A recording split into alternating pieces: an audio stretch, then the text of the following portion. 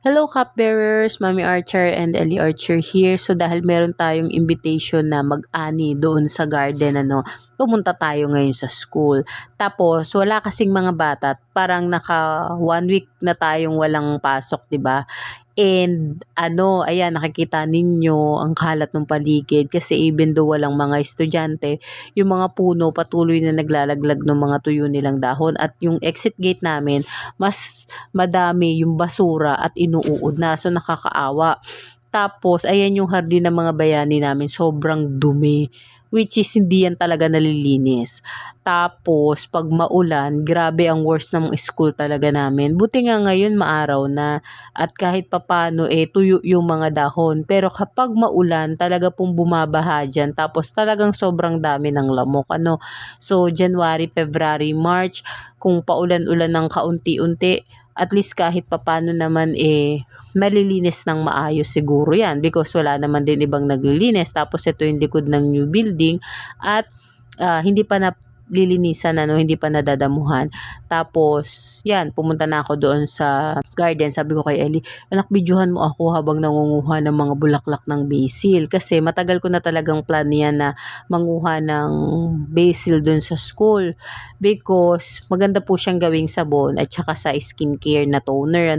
So yung iba po hindi alam kasi ang alam nila sa basil is para lang po siya sa mga Italian pasta or doon sa mga food or pang palaman. Pero nung panahon ng mga Renaissance po, yan talaga isa sa pinakamagandang herbs na ginagamit para mapanatili yung ganda ng skin, at the same time antibacterial yung properties niya. At maganda po siya talaga doon sa mga sugat at doon po sa mga acne and abscess.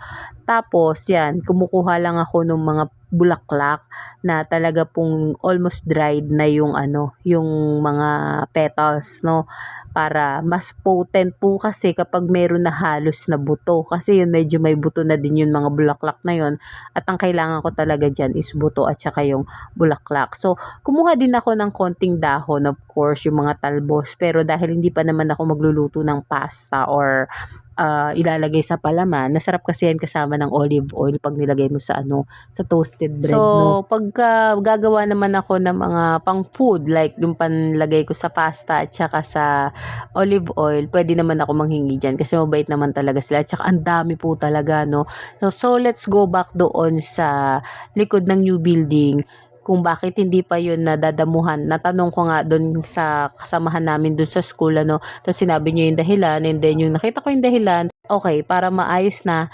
iayos na lang natin. At by January, okay na po yan, maikakasa na po natin yung cleanup drive and paging project ko, at ipaparto po natin yun doon sa dalawa ko pa rin pong teacher, At syempre, may misting na yun. Kasi pag may misting and paging, dual purpose po siya. Yung misting ay para doon sa mas mabababang area na pinamumugaran ng lamok, at yung paging naman po ay para doon sa mga lamok na lumilipad. At the same time, pag na-misting na yun, kahit magkaroon na ng itlog yung area na yon, hindi na mabubuhay.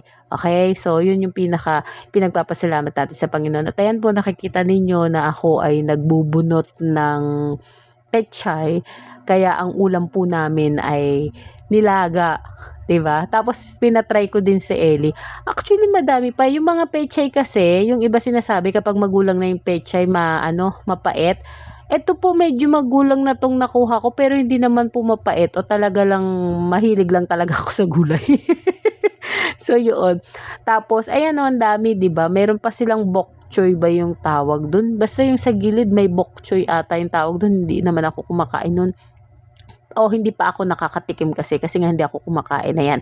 Tapos yan, kumuha si Ellie, and tatanungin na lang ulit natin kung kailan merong kung kailan ulit pwedeng manguha niyan sa school, Pero syempre, ang kagandahan niyan, yung mga bata po talaga ang nagbe-benefits diyan. So tataniman niya nung teacher ko, yung mga estudyante po niya, nagbe-benefits yan, pauuwian niya yan ng mga gulay. Kaya po tuwing hapon, yung mga bata, nakikita ko, sabi ko, bakit parang ang daming estudyante dito sa sa garden. Yun, nag-uuwi po sila ng mga tanim po ni teacher. May uwi na silang pagkain dun sa sa kanilang mga pamilya. At ayan nga, si Ellie nanguha. Pero kulang pa yan. para sa amin yung nakuha namin na gulay, na pechay, kulang para sa amin siya. Kasi nga, ang lakas ko kumain ng gulay. Tsaka si Ellie nakikipagsabayan din talaga sa akin ng gulay. So, eto naman yung moment namin na kami ay nag-ani na ng mulberries. So, ganito yung dami na nakuha namin. Parang more than isang plastic, ano. So, hindi na namin nakilo yan. Ang ginawa namin, hinati namin ni Lola Julie. Tapos, meron pa akong nabigyan na isa kong kaibigan sa church. Tapos, kumain kami syempre ni Ellie. Kasi si Ellie nagbibideo niya. So, ako naman, mula galing puno, ay wala nang hugas-hugas. Kain. Diretso. Yan. So, tuwan-tuwa naman tong isa. At talagang maganda talaga kapag sa umaga ka kumikilos. Kasi ang ganda pa ng sikat ng araw eh. Unlike dun papasok kami alas 12, no? Hindi kami pumapasok guys ng 11:30, 11:45. 11:50 aalis kami dito sa bahay. Darating kami sa school mag-aalas 12. Okay na yun. Kesa naman sobrang aga. Ganon. Pero maganda talaga pag morning kang kumikilos. Kasi night owl kami. Pero we're trying to become early bird na, no? So, kailangan lang ng content transition and adjustment. Tapos, dahil nga si Ellie lang yung may video, o di ako din, nilagay ko na lang dun sa gilid yung yung camera. Tapos, yun, hinila-hila ko na yung mga yan. Pero, hindi pa lahat ng mga mulberry na nasa isang sanga is nakukuha. Because, yung mga nasa taas, puro itim na. Talagang pang-ibon na talaga siya. Pero, pwede mo pa din siyang kuhanin kasi nakakain pa naman eh. Kumbaga, hindi naman siya yung sobrang lamog na lamog. At sila yung pwede mo nang gawing wine kasi sobrang tamis talaga. Kung iisipin mo, pagkuha mo doon, parang ang lambot-lambot na po. Kasi nga kulay itim na. Pero hindi. Ang sarap niya. As in, ang tamis niya para siyang asukal. Ngayon, bawat isang linya na yan, yung ganyang tawag dyan, sanga na yan, napakarami po. Kaya lang, hindi ko kinukuha lahat. Kasi yung iba, pwede pa siyang mahinog. No? So, yung iba pink pa lang, yung iba red pa lang. Kaya ang kinukuha lang namin, yung pulang-pula na merong halong dark, tsaka yung dark na. Yun yung kinukuha namin. Imagine ninyo, ang kinukuhanan namin is isang area pa lang yan na maliit. Dun sa dulo, napakarami nun. Tapos laglag na yung mga yung mga sanga. So talaga pong marami. Kasi hindi po mababa yan. Kaya nga sabi nga po ni teacher, sana man kayo makakakita ng ganito karaming aanihin na libre. Talaga pong unlimited. Tapos makikita mo yung mga patubo pa. Talagang masasabi mo na naku, ilang buwan pa to, parang unlimited ng buong taon. Pero ang sabi ni teacher, April and May, yan, mas madami ulit yan. So, markado na natin yun. April and May, kukuha tayo ng mulberry sa school, ganyan. Yan, ganyan yung racket, yung diskarte. Nagpapaalam lang Kasi, ilan na kaming kumuha, yung teacher ko, yung asawa ni teacher, tapos yung isang kasamahang parent ni teacher ko. Also, parang 4 na, ang dadami. Pero ayan pa din, tapos ang dami pa rin naiwan. Tapos may mga nalalaglag pa kami. Kaya talagang nakakatuwa kasi imagine yung mulberry ko din dito sa bahay. Hiningi ko lang din yung cuttings nun kay teacher eh. So, nakakailang ani na kami. Ang mulberry, kapag kinat mo siya, tutubuan siya ng tutubuan. Ngayon, ang ginawa ko dito sa mulberry, pinalaki ko muna yung katawan niya, pinataba ko muna yung katawan niya, hanggang sa cutting ako ng cutting, hanggang dumami yung kanyang sanga. Kasi pag madami yung sanga niya, mas marami ka ring makukuha na na bunga. So, ang nangyayari naman, yung dito sa amin, nauunahan kami ng ibon. Pero okay lang kasi pagkain din naman nila yon. So, yung mga nasa matataas na parte, yung mga nagiging pula at itim na, hinahayaan na namin yun sa ibon. Kasi sila rin yung alarm clock namin pag morning. Pagdating ng mga 6 or 7, basta mayroon ng araw, nagliliparan na sila dyan. Tapos nag-aawitan sila dun sa may tapat ng ano namin, bintana namin. Kaya nakakatuwa. No, tsaka si Ellie kasi ano siya, mahilig siya sa mga animals. Mahilig siya sa kahit na anong animals, pati insect. Mabait siya sa ganun. Ako naman, mabait din ako sa ganun. Kaya lang takot ako. Alam niyo yung parang, okay, hindi kita aalagaan or hindi kita lalapitan. Pero wag mo din ako lalapitan kasi takot ako masugatan or makagat or magkaroon ng virus or something. Since nasa medical ako, ayoko ng mga ganun, prading ako sa ganun. No? So, lumipat na ako ng sanga niyan. Dito sa sanga na to, ang dami talaga. Kaya si Ellie na lang yung pinaghawa ko. Ayan, oh. Puro itim talaga yung nandiyan. Ayun, nalalaglag pa nga yung iba eh. Kasi sa sobrang dami po. Tapos may nasipat ako na meron sila teacher tanim na ano nga yung tanim nila teacher kanina? Kalabasa. Ngayon, naghahanap ako ng ampalaya para just in case gusto ko magluto. Parang meron akong nakita, pero maliit pa. Ay, may bunga pero maliit ano. So, anyway, ako naman kasi matandain ako pagdating sa halaman. Kasi nga, kasama doon sa part ng pinag-aralan ko sa aesthetic, yung mga properties ng mga halaman kasi gumagawa nga ako ng sabon. So, pag nakakita ako ng mulberry na pwede ko siyang i-include doon sa sabon at pang sabon talaga, yan, kinukuha ko. Tapos, pagdating dito sa bahay, sinegregate ko na nga lang po. Sobrang ang saya kasi ang dami namin nakuha. Tapos, meron pa kami doon sa kabilang area, doon sa baba, na pupuntahan mamaya, na talaga namang pwede ka nang umupo tapos ngat-ngatin mo na lang yung kasi ang baba na. Tapos, hindi talaga, ilan na kami nag-ani doon ni teacher eh. Hindi pa rin nauubos, sobrang dami pa din. So, pag nalaglag doon sa fish pond, kinakainan ng mga isda.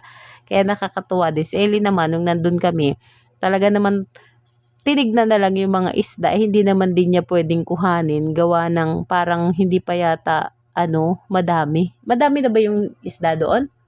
Isa. Ay, kaunti pa lang siguro. Baka may baby pa. Yun nga. Kaya, ayan, lumipat lang kami doon sa area na yan. At talaga namang nakakatuwa din kasi habang nandyan, nisip ko kung ano pa yung kukunin ko doon sa garden.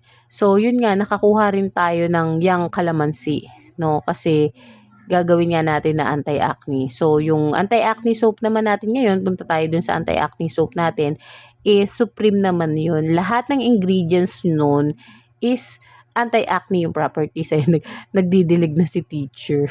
Gaya niya siguro tinanong sa akin kung naka-live ba yung yung cellphone kasi nagdidilig siya. Hindi naman niya nabasa, no? So, yun nga, nag-aano nga lang siya. Kaya, ang ginawa ko, pinatay ko na din. At lumipat na kami doon sa kabila. Ayan, tinanong na sa akin ni Richard yan. So, hindi ko muna siya pinansin yan kasi nga, ang katuwiran ko nga, huwag ka magulo. Nangunguha pa ako. So, ako naman, grade 5 pa lang ako talaga yan na si teacher, yung namin talagang lagi namin pinupuntahan kasi may garden sila. Tapos, first time ko makakita ng pinya sa kanya. So, ayun, pinagmalaki ko na yung nakuha ko, no. At alam ko, pinatay ko na dito yan.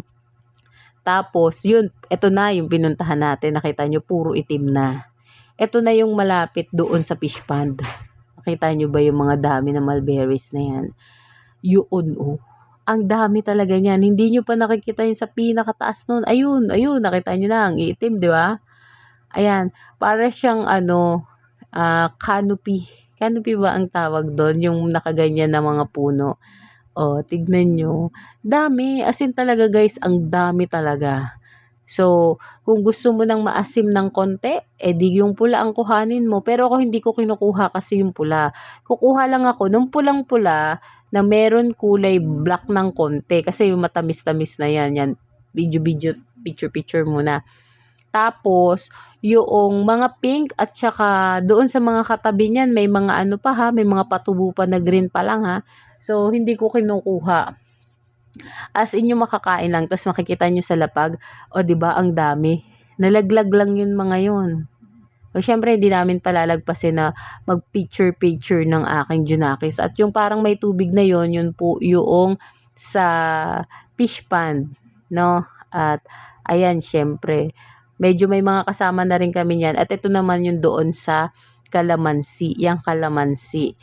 At talagang very decided talaga ako na manghingi do'n kay teacher kasi gagawin ko ngang ano, sabon. So, isang batch lang yung ginawa ko ngayon kasi nga ayoko naman ng biglain.